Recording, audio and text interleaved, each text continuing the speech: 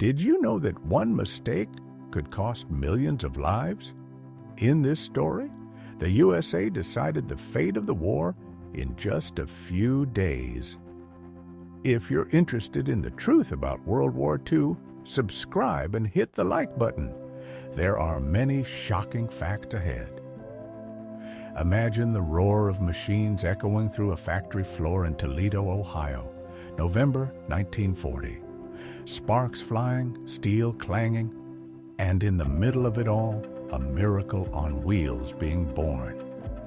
The Willys Overland plant had just achieved what many deemed unthinkable.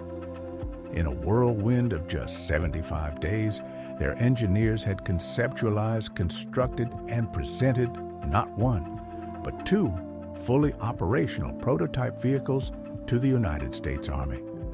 They christened it the Quad, a nod to its revolutionary four-wheel drive system. It was squat, squared off, and purely functional.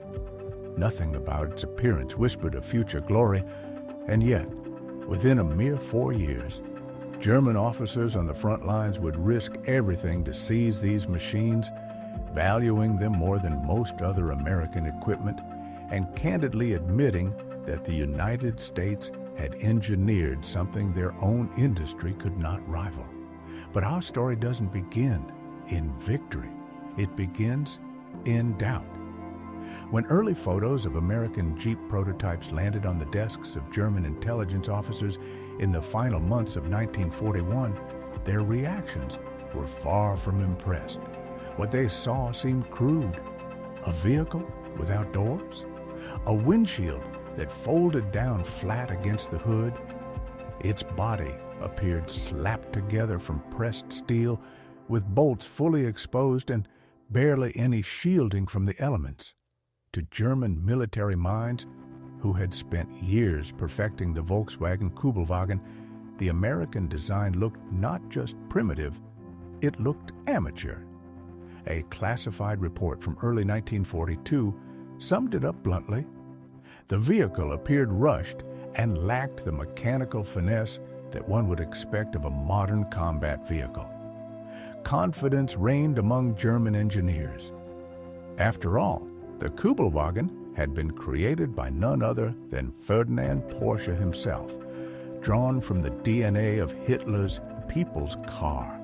It was lighter than the Jeep's early forms, featured a smooth underbody to glide over terrain, and, despite relying solely on rear-wheel drive, performed admirably under field conditions. So why complicate things? Why bother with bulky, complex four-wheel drive systems when elegant design could achieve similar results? That confidence, however, would be their undoing. The American Jeep was no slapdash project. It was the child of ruthless competition, unrelenting testing, and engineering refinement under immense pressure. In June 1940, the U.S. Army issued what may have been the most grueling procurement order in automotive history. They demanded a light reconnaissance vehicle no heavier than a quarter ton that could carry 3 men and their gear, travel across any terrain, be simple enough for any soldier to operate, and tough enough to survive the battlefield's brutality. Oh, and there was a catch. It had to be so light that 4 men could lift it out of the mud if it got stuck. Their requirements were surgically precise. The wheelbase, no more than 80 inches. Overall height, under 40 inches. Total weight, below 2,300 pounds. It had to climb 60 grades and wade through 18 inches of water. And the timeline, a merciless 49 days, from contract award to delivery of a running prototype. Most manufacturers looked at the challenge and quietly walked away. But 3 stepped into the arena. Among them, a humble company from Butler, Pennsylvania. The American Bantam Car Company stunned everyone. Known until then for building tiny, lightweight cars, they defied expectations by delivering the very first working prototype on the dot. September 23, 1940. They called it the Blitz Buggy. It ran well in early trials, but Army officials had doubts. Could a firm that had produced just 1/200 cars in all of 1939 truly scale up to build the tens of thousands the military would need? Unwilling to take that gamble, the Army turned to bigger players. They invited Willys Overland of Toledo, Ohio, and the Ford Motor Company to study the Bantam design and submit their own versions. Both companies did just that, incorporating their own enhancements. By the end of 1940, the Army was testing 3 contenders, each with distinct strengths, under the harshest possible conditions. Bantam had laid the groundwork. Willys brought raw power with their Go Devil engine, which churned out an impressive 60 horsepower. Ford contributed design improvements, like the now iconic flat hood and seamlessly integrated headlights. Then, in July 1941, the decision came down. Willys would serve as the lead contractor, but the final design would borrow the best from all 3 contenders. Ford, too, would manufacture the vehicle to identical specifications, ensuring mass production could meet wartime demand. And so, in November 1941, mere weeks before the attack on Pearl Harbor, full production of the standardized quarter-ton reconnaissance car began. The Willys MB and Ford GPW had arrived. What rolled off those assembly lines was unlike anything the world had seen. The specifications were exact. Both vehicles measured 132 inches in length, 62 inches in width, and stood 72 inches tall with the windshield upright. Their weight, 2,160 pounds. At the heart of the beast, the Go Devil engine, a 134 cubic inch workhorse, delivered 60 horsepower at 4,000 RPM, pushing the vehicle up to 60 miles per hour. On roads, its ground clearance of nearly 9 inches let it crawl over terrain that would trap ordinary trucks. And the ingenious 4-wheel drive system, complete with a 2-speed transfer case, could be switched in or out with simple levers mounted on the floor. But perhaps the most brilliant feature? Its simplicity. Field maintenance was a breeze. The engine wasn't built for finesse. It was built to survive. Its loose tolerances made it more reliable in battlefield chaos than tightly tuned civilian engines. Parts were fully interchangeable between Willys and Ford models, so a mechanic could pull pieces from any Jeep to patch another on the fly. Even its name reflected adaptability. Though scholars still debate its precise origin, most agree that Jeep came from the abbreviation GP, shorthand for General Purpose or Government Procurement. Soldiers testing early models in 1941 began calling them Jeeps, possibly inspired by the magical Popeye comic character Eugene the Jeep, who could go anywhere and do anything. The name stuck like mud on a fender. In February 1941, a reporter from the Washington Daily News took a ride in one of the new machines. When he asked the driver what it was called, the reply came quick, "It's a Jeep." The name hit print, and the rest was history. Willys trademarked it in 1943, though soldiers had already adopted it 2 years earlier. General George Marshall, then Chief of Staff of the U.S. Army, didn't mince words. He hailed the Jeep as America's greatest contribution to modern warfare.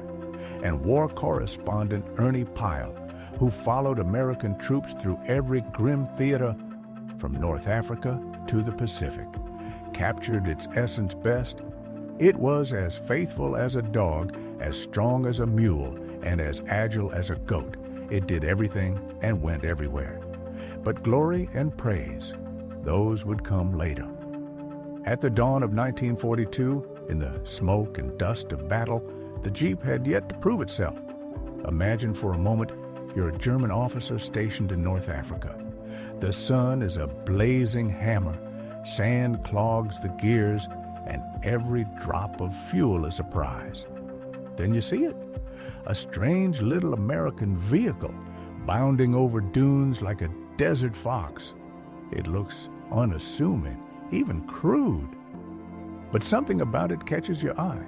Its speed, its agility, its sheer audacity. The first real encounters between German forces and American jeeps unfolded during Operation Torch, the Allied invasion of French North Africa in late 1942.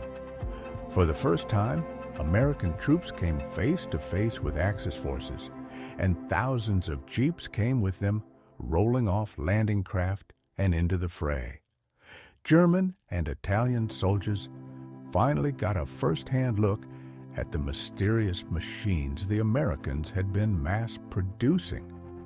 Initial German intelligence assessments in early 1943 were conflicted. Reports praised the Jeep's nimbleness across open terrain, but simultaneously criticized it for its apparent shortcomings. Its high fuel consumption, lack of armor, and extreme vulnerability to landmines and small-caliber fire. One report even scoffed that the Americans seemed to have too many of them, wastefully flooding the battlefield with these curious machines, seemingly without strategic necessity. "We," wrote one German analyst, "achieved the same mobility with half the horsepower and far simpler mechanics." They were speaking, of course, about the Kübelwagen, proudly engineered by Ferdinand Porsche and descended from the Führer's pet project, the people's car. The Kübelwagen was lighter, sleeker, and boasted clever design elements. But it was also rear-wheel drive. In theory, it matched the Jeep's capabilities. In practice, the cracks would soon show. Back at German headquarters in Tunisia, January 1943, officers surrounded a freshly captured Jeep, peering under its hood and poking at its canvas top. The critiques came fast, the engine bay wide open to sand and grit, the fuel tank alarmingly placed right beneath the driver's seat, the soft roof offering no protection against shrapnel, and that basic 3-speed transmission childishly simple compared to German standards. But then came the uneasy revelations. The Jeep's power-to-weight ratio was astounding. 60 horsepower, moving just over 1,200 pounds, gave it acceleration unmatched by any light German vehicle. Its four-wheel drive system, activated by mere floor levers, performed seamlessly, even in deep, tire-sinking sand. And perhaps most unnerving of all, the Americans weren't building hundreds. They were building hundreds of thousands. German intelligence intercepted production figures and scoffed. They must be falsified, they thought. Absurd exaggerations for propaganda effect. Willys and Ford building one Jeep every 90 seconds? That couldn't be. It had to be a mistranslation. They ran the numbers again and again, but the truth wouldn't budge. By the beginning of 1943, American factories had already rolled out over 177,000 Jeeps. For comparison, German production of all light tactical vehicles across the entire war effort barely surpassed 50,000. The implications were thunderous. If the Americans could flood the battlefield with reconnaissance vehicles like this, what did that say about their ability to produce tanks, artillery, aircraft? By March 1943, reality began to bite. Following the chaotic retreat after the Battle of Kasserine Pass, German units didn't just abandon equipment, they collected. Reports emerged of Wehrmacht forces deliberately seizing every operational Jeep they could find. Field commanders wrote glowingly in their after-action reports. These American machines, they said, were game-changing for command mobility and scouting. And the terrain of Tunisia was the perfect proving ground. It was a devil's mix of harsh mountain passes, deep sandy ravines, and shattered coastal roads. German vehicles, even the lightweight Kübelwagens, stumbled under the strain. Their engines choked on steep inclines, and rear-wheel drive failed where traction was life or death. Heavier transports guzzled fuel faster than it could be delivered, threatening to stall entire operations. The Jeep, by contrast, thrived. Its Go Devil engine pulled it up rocky hills that humbled German designs. Its 4x4 drive gripped the earth in sand and mud where others floundered. But it wasn't just performance that turned heads. It was longevity. Captured Jeeps came with a secret weapon: spare parts. American logistics had built a war machine that didn't just supply the front, it overwhelmed it. Mechanics in the field could cannibalize American supply dumps and keep Jeeps running far longer than any German light vehicle. It was maintenance warfare, and the Americans were winning. In his personal journal, Oberst Wolfgang Müller, a reconnaissance battalion commander in Tunisia, laid bare his astonishment. In April 1943, his unit captured 6 American Jeeps. Within days, they were integrated into daily operations. Within weeks, he submitted a formal request to replace all his German light vehicles with captured American ones. His words were edged with frustration. They are faster, more reliable, easier to repair.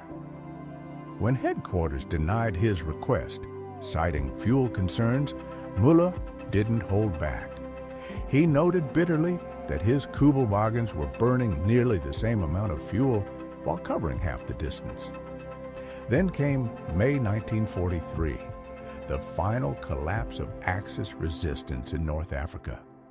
When General Jürgen von Arnim surrendered on May 13th, 250,000 German and Italian soldiers fell into Allied hands.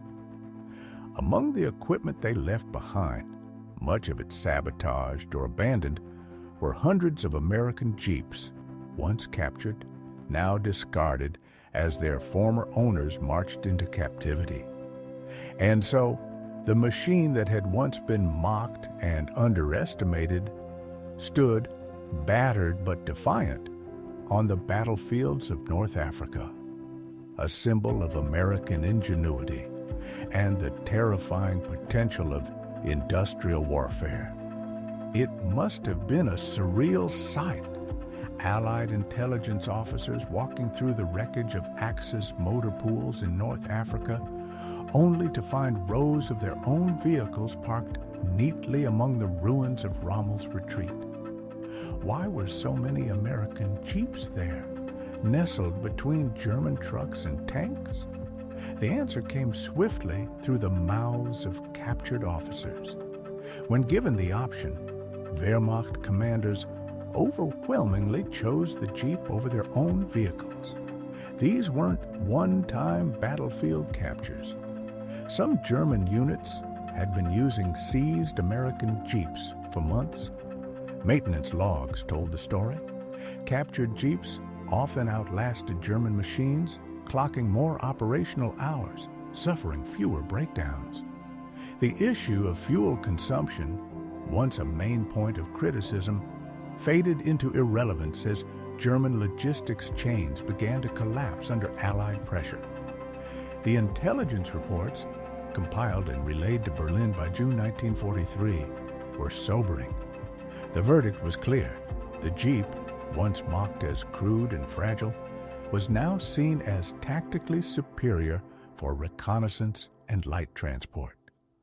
Worse still, German forces were increasingly dependent on captured enemy vehicles, a silent but damning indictment of the Wehrmacht's own equipment. Some German officers called for accelerating production of four-wheel drive Kübelwagen variants, but others, more realistic, saw the writing on the wall. How could Germany hope to match an enemy that could produce more Jeeps in a week than they could build light vehicles in a month? By that time, such discussions were moot. German industry, bombed daily and starved of resources, was struggling just to maintain existing output. The idea of introducing an entirely new vehicle line was fantasy. Meanwhile, across the Atlantic, American factories were just getting warmed up. By the end of 1943, Jeep production had soared past 360,000 units. At the Willys plant in Toledo, a fully functional Jeep could be assembled from raw components in under 3 hours. This wasn't just mass production. This was industrial orchestration on a scale never before seen. Parts were manufactured in 32 different states, shipped with military precision to final assembly plants in Toledo, Dallas, and Louisville. Standardization was so tight, a carburetor made in Wisconsin could be bolted into a Jeep in Kentucky. No adjustments required. It created a supply and maintenance system so efficient it bordered on miraculous. Every Jeep in the field could be fixed with parts pulled from any depot, any truck, any corner of the world. German logistics, in contrast, were a web of complexity. Different vehicles demanded different parts from different suppliers.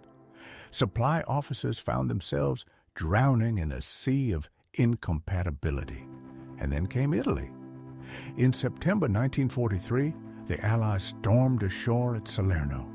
Thousands of Jeeps rode the waves with them, rolling down ramps and into the chaos of mountain warfare. For German forces trying to hold the rugged hills and fractured roads of southern Italy, it was a nightmare.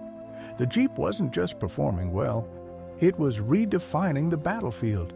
Where German reconnaissance stalled on steep slopes or crumbled under ambush, American Jeeps glided through narrow mountain passes, scaled unforgiving trails, and raced ahead to map terrain the enemy hadn't yet dared to touch. Surprise attacks became nearly impossible.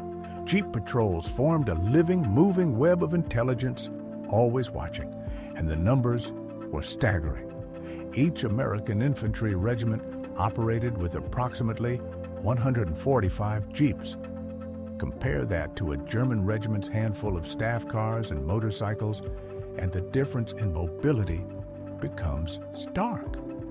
American commanders had a mobile command and supply network at their fingertips. Germans, by contrast, were bound to terrain dependent on fewer, less capable vehicles. But perhaps most shocking to German officers was the medical application. The Jeep's adaptability meant it could be turned into an ambulance in minutes. Stretchers mounted across the rear, medics loaded in the wounded, and within minutes, those soldiers were en route to field hospitals. The result? Dramatically higher survival rates for American wounded. German medical officers, interrogated after capture, were stunned. Their own wounded often endured grueling, hours-long trips in traditional ambulances, if they made it at all. American casualties, on the other hand, received care within moments. German surgeons admitted the Jeep was a life-saving machine, not just a combat vehicle. In December 1943, General Lieutenant Friedrich Schultz, captured near Cassino, sat across from his American interrogators. When asked about U.S. equipment, his answer was unambiguous. "The Jeep," he said, "is the most admired of all American machines. Every general wants one." This was not the same army that had mocked the Jeep in 1942. By early 1944, the change was undeniable. Captured Jeeps had become so valuable that German High Command issued formal orders for their use. They were to be clearly marked with German insignia to avoid friendly fire. Mechanics received training specifically on Jeep maintenance. Fuel, despite its scarcity, was allocated for these vehicles as a priority, because a single Jeep could replace 2 or 3 German machines in performance. Reports from the Italian front painted a new picture of German tactics. Reconnaissance missions pushed deeper. Patrols moved faster. Terrain that had once blocked entire units could now be crossed in silence and speed. The four-wheel drive system made weather and mud irrelevant. For some teams, the Jeep became an infiltration tool. At a distance, it could pass for an American vehicle. The closer they got, the more intelligence they gathered, and the simplicity. That same primitive design German engineers once mocked turned out to be the Jeep's greatest strength. It rarely broke down. When it did, repairs were so easy that even undertrained mechanics could patch it back together with minimal tools. But perhaps the most daring use of the Jeep came during the Battle of the Bulge in the dark forests of Ardennes, December 1944, Operation Greif. Adolf Hitler himself gave the order. Otto Skorzeny, the infamous SS commando, was tasked with penetrating Allied lines using German soldiers disguised as Americans. The key to success? American vehicles, especially the Jeep. Skorzeny requested at least 100 captured Jeeps. He needed them to blend in, to move through enemy territory unnoticed, to spread confusion behind Allied lines. German logistics officers scrambled, rear units were canvassed, old motor pools were picked over. After a massive effort, they managed to scrape together 30. Even with the full support of Hitler, the most elite units, and unlimited authority, they could find only 30 intact Jeeps. It was a powerful, if unspoken, truth. The Jeep had become a weapon so effective even the enemy couldn't get enough of it. Picture the scene, a battlefield cemetery of machines, Axis motor pools reduced to twisted steel and scorched earth. And among the ruins, row after row of pristine American Jeeps lined up as if awaiting orders, not from Allied generals, but from their former enemies. What were so many American vehicles doing there? Deep in German territory, surrounded by the skeletal remains of Rommel's once feared divisions. The answer came not through speculation, but from the mouths of captured Wehrmacht officers themselves. When given the choice, they preferred the Jeep over their own Kübelwagens, over German motorcycles, over anything else. And this wasn't a case of battlefield opportunism, a few lucky snatches during chaotic retreats. No. Some German units had been operating captured Jeeps for months, maintaining them, fueling them, depending on them. The evidence lay in meticulous maintenance logs. These vehicles logged more hours, suffered fewer breakdowns, and survived longer under brutal conditions than their German counterparts. Fuel inefficiency? That concern had become meaningless by 1943. German supply lines were unraveling, and with them, any illusion of logistical control. By June 1943, intelligence summaries compiled from the North African Front made their way to Berlin. Their contents were hard to stomach. What had once been mocked as a crude improvisation, a box on wheels, was now being used by the enemy more than their own vehicles. Not because they had to, but because it worked better. The Jeep had earned a fearsome new reputation, reliable, nimble, field-maintainable, and above all, everywhere.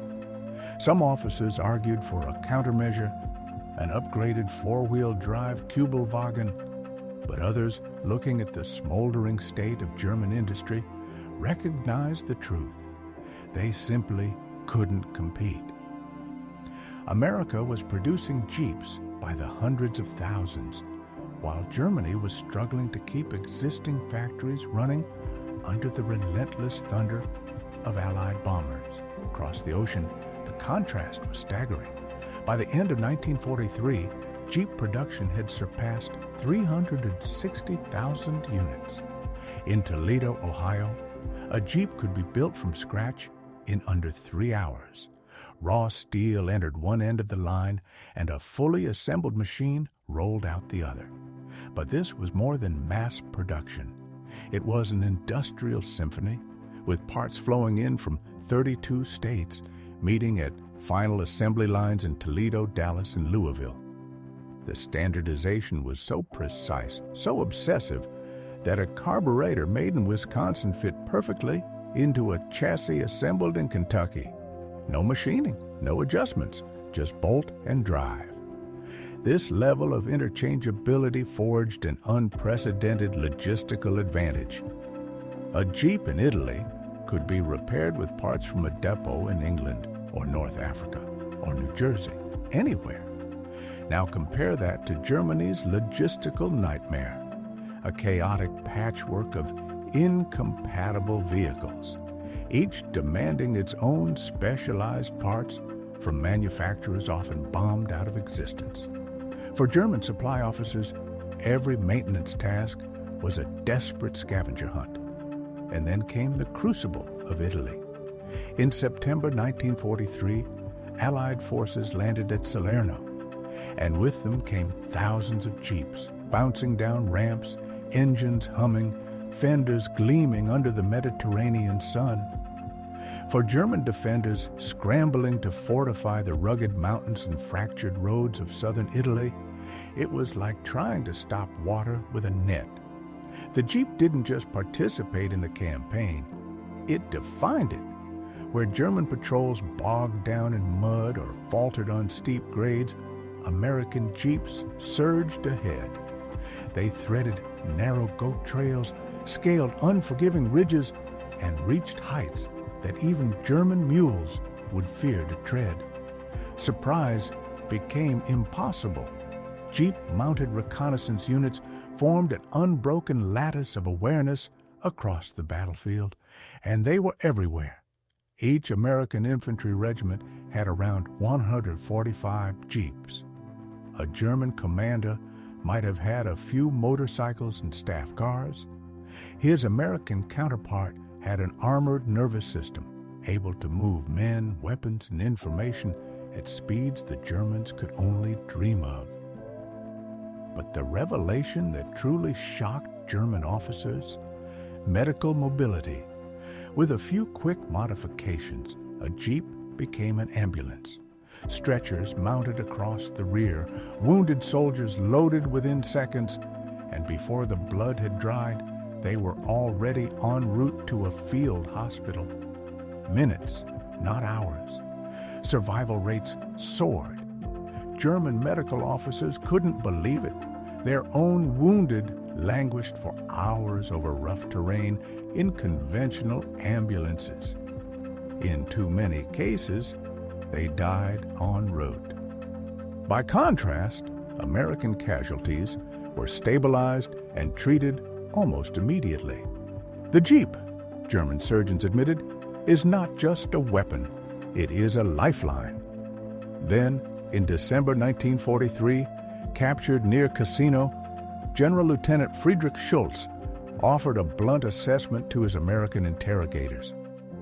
The Jeep is the most admired of all American machines. Every general wants one. From mockery to envy, the evolution was complete. By early 1944, captured Jeeps were so prized that Wehrmacht Command issued formal protocols for their use. Vehicles had to be clearly marked with German insignia to avoid friendly fire. Mechanics received crash courses in Jeep repair. Despite fuel shortages, captured Jeeps received priority allocations because one Jeep could do the work of 3 German vehicles. Reports from the Italian front painted a picture of rapid adaptation. German patrols became faster. Recon units pushed deeper. Terrain that once stopped entire battalions could now be crossed silently and swiftly. Even weather no longer dictated movement. In some cases, Jeeps were used for disguise. passing at a distance as American vehicles and slipping closer to Allied positions.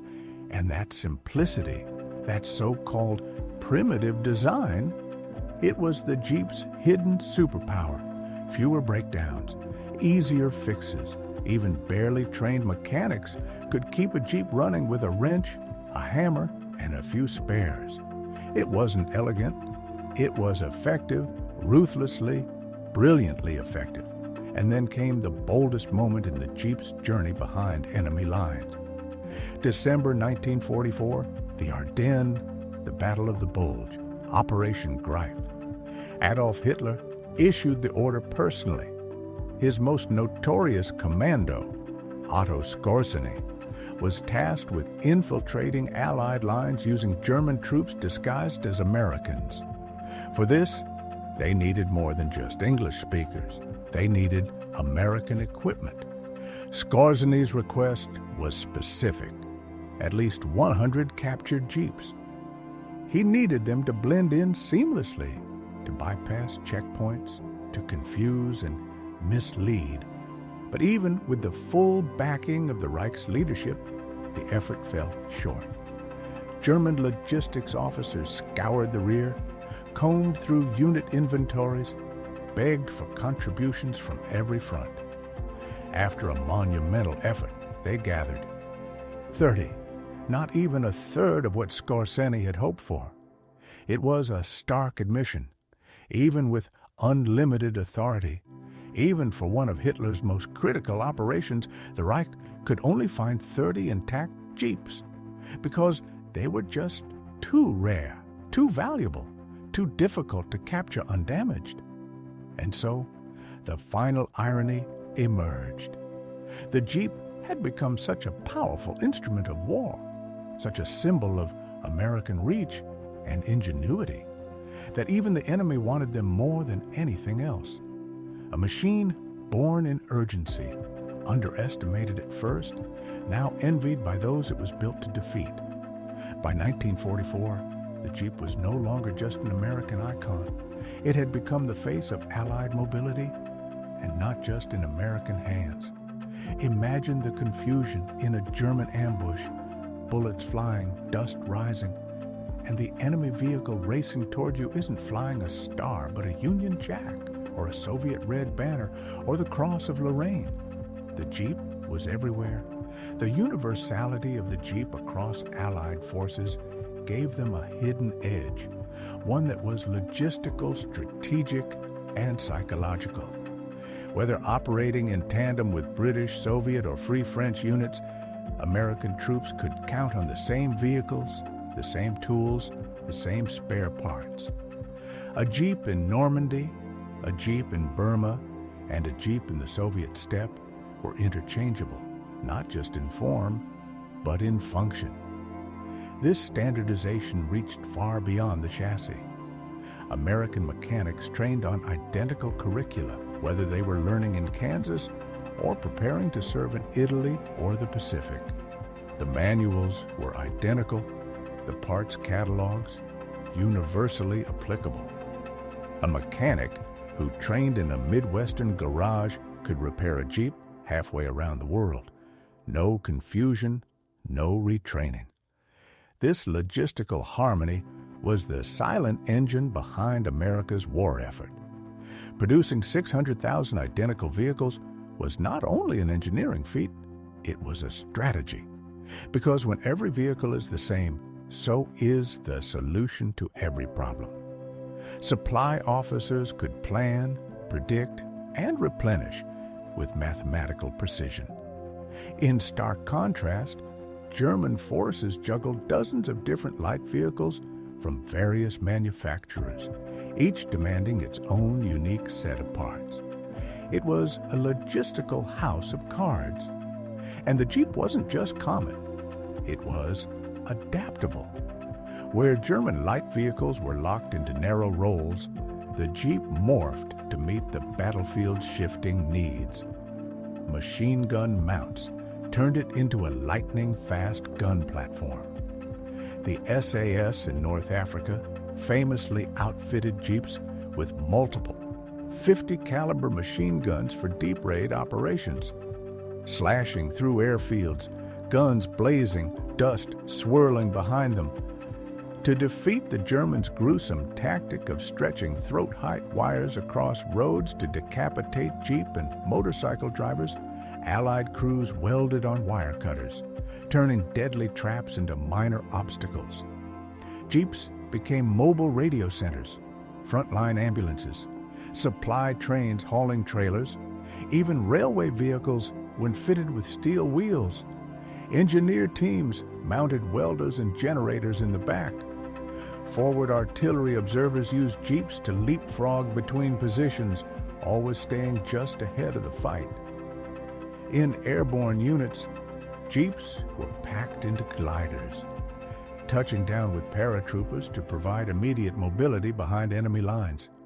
Amphibious variants were even developed. Though less successful, they testified to the Jeep's potential. A Jeep could become anything, and quickly. Add a few brackets and a machine gun, you had a strike vehicle. Throw on a pair of stretcher racks. Now, it's an ambulance. This modular, mission-ready design gave Allied forces a vehicle that could evolve as fast as the war did. And the Germans? They had the Kübelwagen, an excellent reconnaissance car, in good conditions on stable roads with a light load. But try to weld a weapon mount, the frame couldn't take it. Add armor, the engine choked. The Kübelwagen had been designed to do one job, and that's all it could do. The Jeep could do 100. Even General Dwight D. Eisenhower, Supreme Allied Commander, placed the Jeep among the 5 most critical tools of victory in Europe and Africa. Not tanks, not bombers, tools. Alongside the C-47 transport, the 2 5-ton truck, the bulldozer, and the DUKW amphibious vehicle, the Jeep stood tall, not as a weapon, but as a force multiplier, as the thing that made everything else possible. And the numbers? Staggering. By 1944, American factories were producing over 15,000 Jeeps every month, roughly 500 per day. Hundreds of suppliers had to synchronize their efforts, with engines, axles, gearboxes, and body panels converging on assembly lines in precise rhythm. And the system only got better. Compared to the early models of 1941, the labor required per Jeep dropped by almost 40 by 1944. Assembly lines were streamlined, workers got faster, machines took over, cost plummeted from an initial unit cost of $738. $74 in 1941, the effective price dropped to around $600 by 1944. More Jeeps, built faster, built cheaper, built better. Meanwhile, Germany suffered the opposite. Factories bombed into rubble, materials rationed, manpower stretched. Every new vehicle was harder to build than the last. Efficiency declined, costs soared, production choked, and by 1945, it was all collapsing. German units were in free fall, no fuel, no ammo, no spare parts. American vehicles littered the countryside, some abandoned, some destroyed.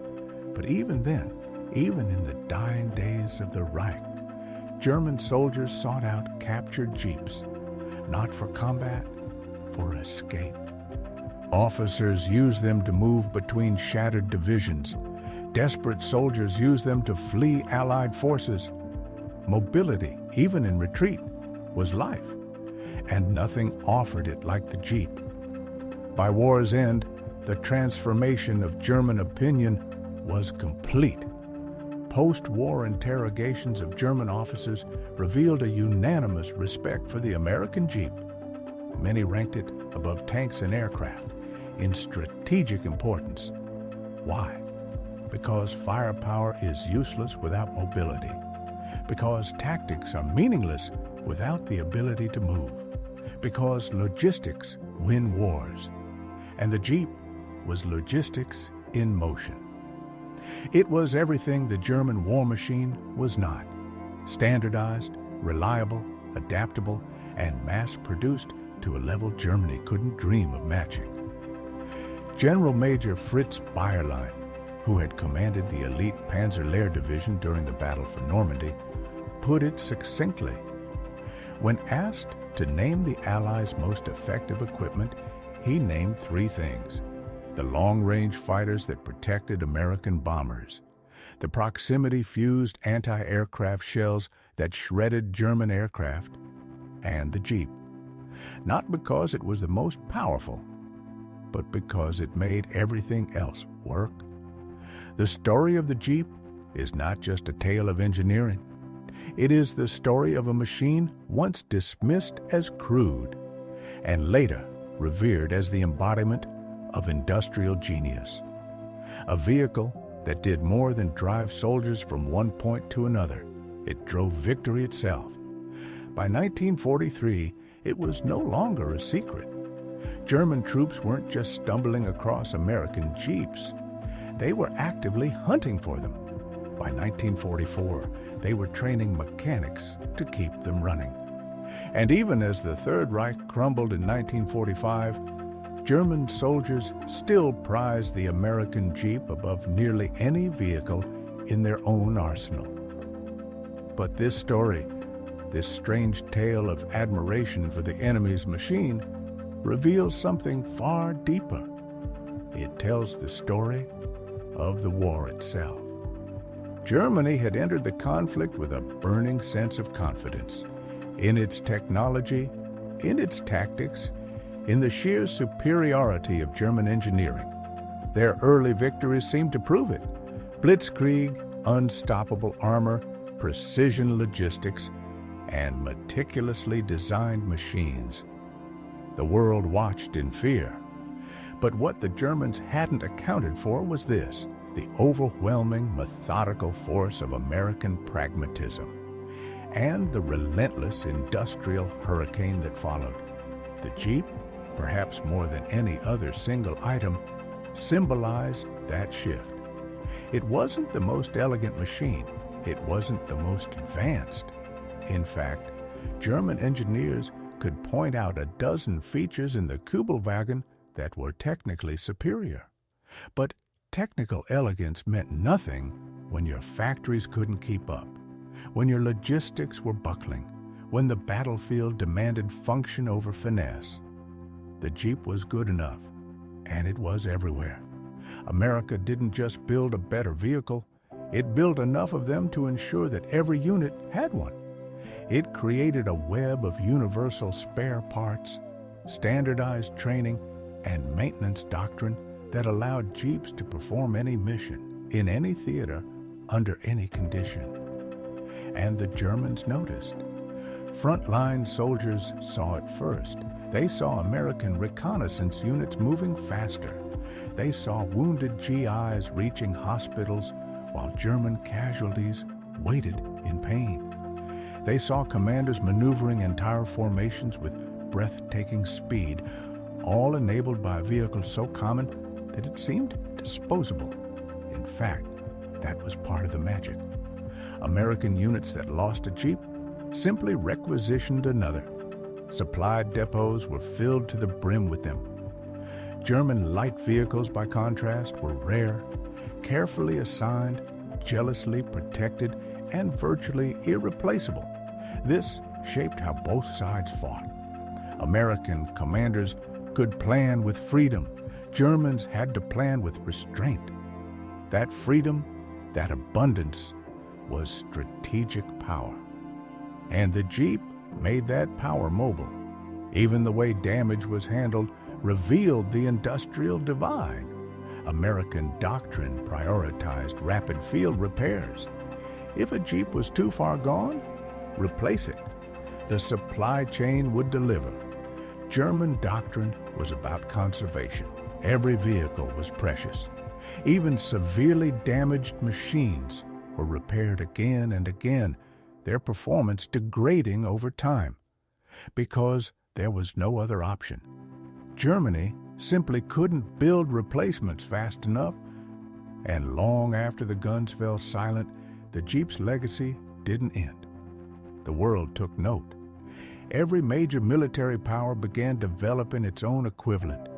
The British Land Rover, the Soviet Gaz 69, the French Delahaye 5th LR, all were born of lessons learned from the battlefield utility of the American Jeep.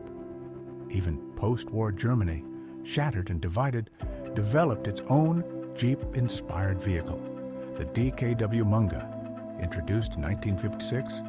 Japan, once a fierce enemy, also learned. The rugged, unstoppable Toyota Land Cruiser was born from studying captured American Jeeps during the Pacific War. But it wasn't just the military world that changed. Willys saw the future even before the war ended. In 1945, as military contracts wound down, they introduced the CJ2A, the civilian Jeep. Same rugged shape, same mechanical bones, but now with a tailgate, a spare tire on the side, and slightly cushier seating. It hit a nerve. Farmers, ranchers, construction crews, and outdoor enthusiasts flocked to it. A vehicle that could pull a plow in the morning, drive into town by noon, and climb a mountain by nightfall. There had never been anything like it. The price, $190. High for the time, but entirely justified. And the line didn't stop. The CJ3A in 1949 added a one-piece windshield. The CJ5, launched in 1955, would go on to become one of the longest-running vehicle models in history, remaining in production for 31 years. By the 1970s, as recreational 4x4 driving exploded in popularity, Jeep became a global brand, passing through Willys, Kaiser, AMC, Chrysler, and beyond. But no matter the owner, one truth remained. The name Jeep carried weight. Even today, the Jeep Wrangler, with its vertical grille slots and exposed hinges, proudly echoes the 1941 Willys MB, a modern SUV with DNA born in war, and sales over 1 million Jeeps annually. An entire vehicle category descended from a single wartime requirement for a light reconnaissance car. But perhaps the most profound lesson comes not from engineers, but from soldiers. When German units captured American supply depots, they were stunned to find warehouses full of Jeep parts. When they looked at American organizational charts, they saw Jeeps allocated down to the smallest units. When they watched Allied movements, they saw Jeeps everywhere, doing everything, towing artillery, evacuating wounded, carrying generals, hauling radios, even delivering rations. There was no German equivalent. The Kübelwagen, for all its cleverness, was a niche tool. The Jeep was a universal solution. And as post-war interrogations revealed, German officers didn't just admire the Jeep, they respected it. Many placed it on par with, or above, America's tanks and aircraft in strategic value. Why? Because firepower without mobility is meaningless. Tactics without logistics fail, and victories without reach are short-lived. General Major Fritz Bayerlein, former commander of Panzerlehr, put it best. Asked to name the Allies' 3 most decisive pieces of equipment, he listed long-range fighter aircraft, proximity-fused anti-aircraft shells, and the Jeep. Not because it killed more, but because it made everything else work better. From battlefield curiosity to strategic cornerstone, the Jeep's journey mirrors the very arc of World War II, underestimated at first, but ultimately unstoppable. Not the flashiest, not the most complex, but the most adaptable, the most reliable, and the most available. The Jeep didn't just carry soldiers, it carried a nation's will, a continent's hope, and the very idea that in war, good enough, built fast enough, can change the course of history. In war, precision is admired, but standardization wins. The Jeep was never the most optimized machine on the battlefield. It wasn't tuned for a single purpose. It didn't specialize, it adapted. And in that adaptation lay its greatest strength. Rather than building a fleet of specialized vehicles, Each fine-tuned for a narrow role, America made a bold decision. Build one standard vehicle and make it flexible enough to serve across roles, terrain, climates, and theaters. That decision reshaped the war. It brought immense advantages in production, training, maintenance, and logistics, advantages that no amount of German mechanical elegance could overcome. The Jeep didn't need to outperform every rival in every metric. It simply needed to exist in overwhelming numbers and keep moving. The philosophy behind it was industrial, not artisanal, where German engineers designed with surgical precision, tight tolerances, intricate systems, flawless performance when new. American engineers chose simplicity. The Jeep's tolerances were looser. It wasn't as refined, but it was reliable and, more importantly, repairable in the field with basic tools and spare parts from any depot on Earth. The lesson was simple. Industrial capacity matters more than individual quality. Yes, the Germans built tanks that could destroy anything they faced. Yes, their aircraft and small arms showed astonishing craftsmanship.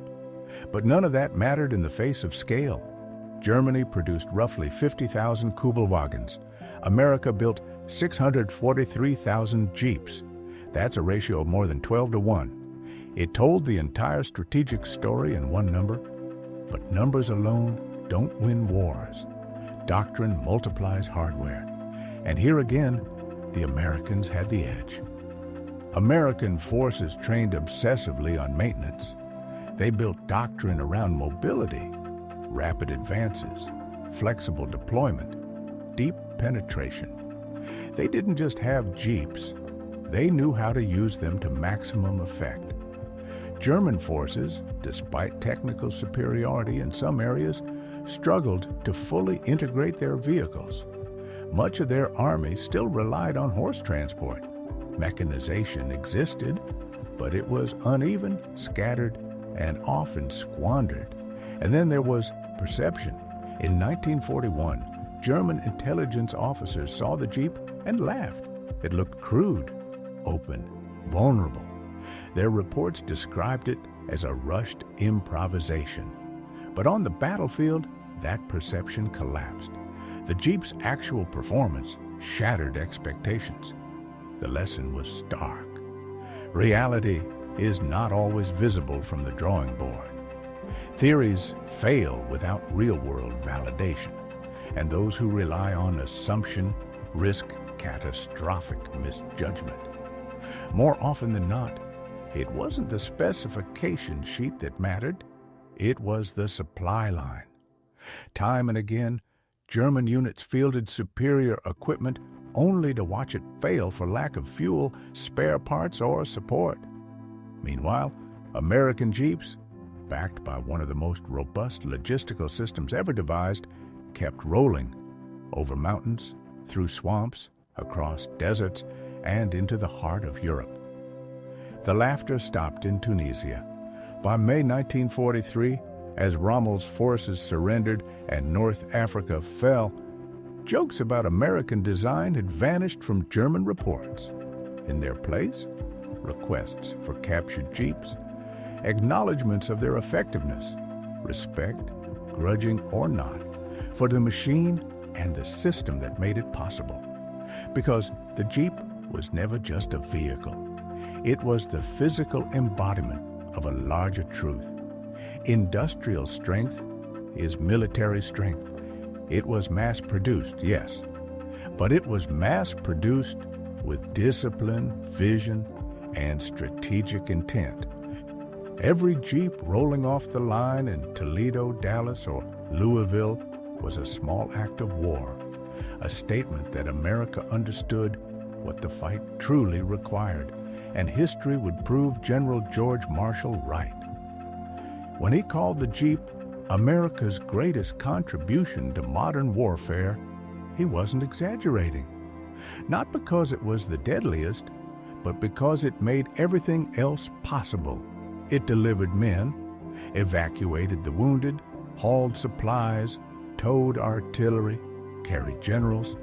It connected battlefields and command posts, infantry squads and airfields, mobile hospitals, and forward observers. The Willys MB and Ford GPW didn't fade away in 1945. They rolled on, through Korea and beyond. Their legacy-shaped doctrine, industry, and design around the world, they proved that standardization supported by aggressive logistics and industrial efficiency could reshape the battlefield more decisively than any single weapon system. And those German officers who laughed in 1941, by 1943, they were trying to capture the Jeep. By 1944, they were training mechanics to keep them running. And by 1945, they understood what the Jeep truly meant, what it represented, a machine not of brilliance, but of relentless purpose. The Jeep didn't win the war alone, but it went everywhere, did everything, and kept going, just as America had designed it to do.